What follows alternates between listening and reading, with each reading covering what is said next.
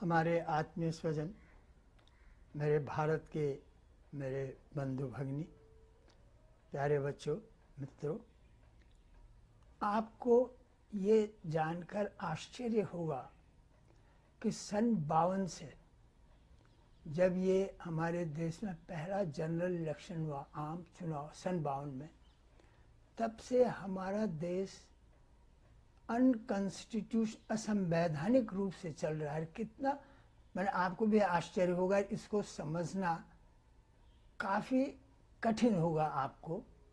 मैं ये बात इसलिए कह रहा हूँ कि सन 52 से हमारे देश में जितने भी डिसीजन हुए, जितनी भी नीतियाँ बनी, वो सारी नीतियाँ कैबिनेट से अप्रूव हुई।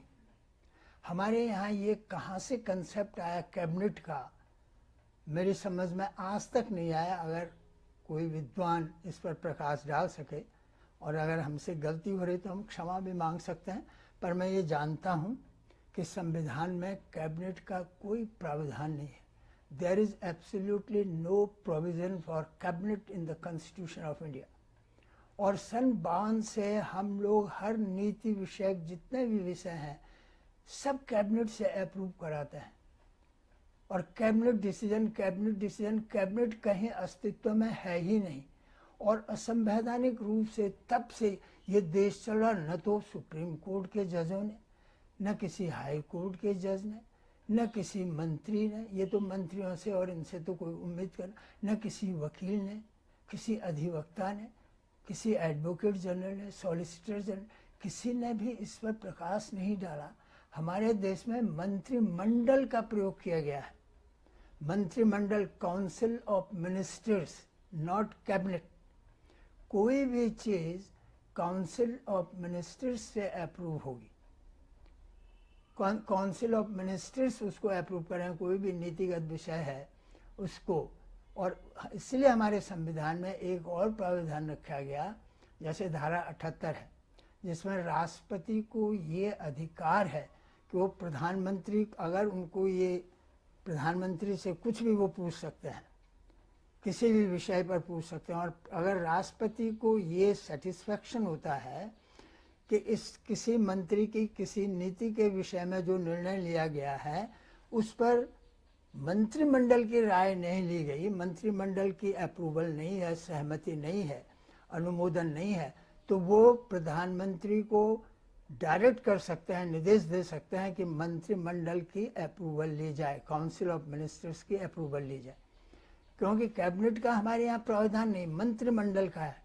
इसी तरह से धारा 167 में गवर्नर, राज्यपाल को ये अधिकार है कि वो मुख्यमंत्री को ये आदेश दें कि किसी नीतिगत विषय पर, अगर किसी मंत्री का हो या 10 मंत्रियों का भी हो, लेकिन अगर उसमें मंत्रिमंडल की सहमति नहीं ली गई, मंत्रिमंडल से अप्रूवल नहीं ली गई किसी नीतिगत विषय पर, तो वो मुख्यमंत्री को ये आदेश दे सकते हैं कि आप मंत्रिमंडल की अप्रूवल लीजिए, काउंसिल ऑफ मिनिस्टर्स से। कैबिनेट का कोई भी प्रावधान हमारे संविधान में नहीं है।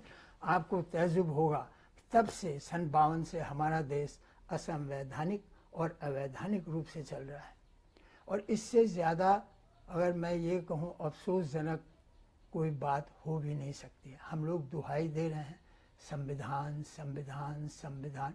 ऐसे ही हमारे कई मित्र हैं जो संविधान की बात करते हैं, सुप्रीम कोर्ट की बात करते हैं, सुप्रीम कोर्ट के जजमेंट की बात करते हैं, हम कोर्ट मानेंगे, हम संविधान को मानते हैं। सुबह से शाम तक उनका यही कहना होता है। लेकिन जब कॉमन सिविल कोड की बात आई, CCA, तो CCA कॉमन सिविल कोड तो हमारे तत्कालीन, ये शायद अबाउट 1984 के आसपास की बात है, जब जस्टिस चंद्रचूड़, जिनके लड़के आज भी सुप्रीम कोर्ट के जज हैं, वो तब चीफ जस्टिस थे भारत के, मुख्य न्यायाधीश। सन 84-83 के आसपास उनकी बेंच ने ये कहा था कि कितनी अफसोस की बात है कि आज इतने साल हो गए संविधान बने हुए, लेकिन अभी कॉमन सिविल कोड नहीं बना, जिसका प्राविधान के संविधान में है।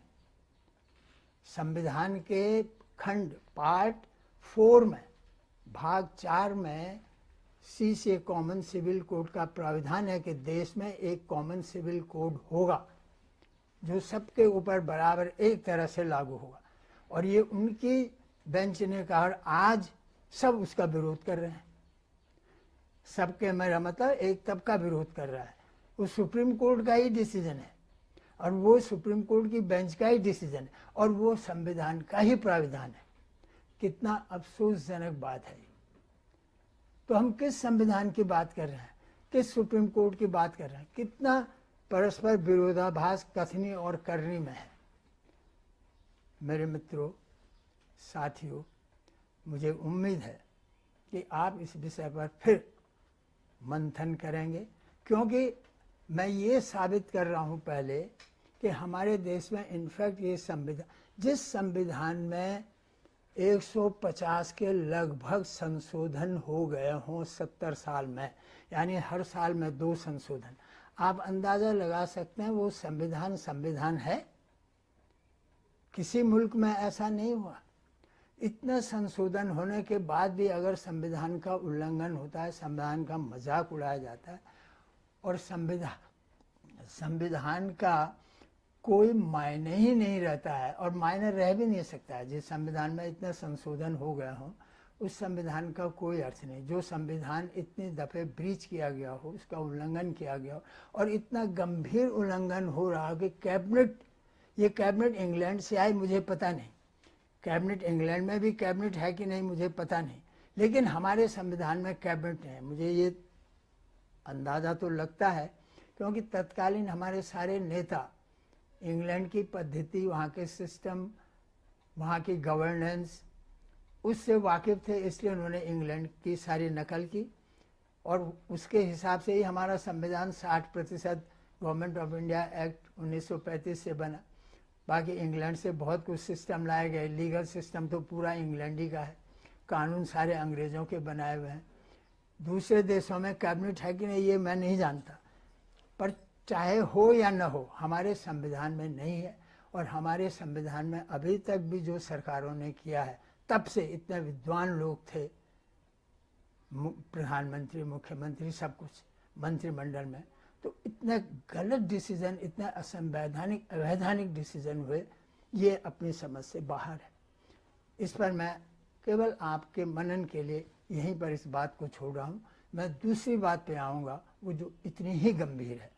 इसी के साथ मैं आपका फिर एक दफ़े धन्यवाद करता हूँ कि इसको शेयर कीजिए।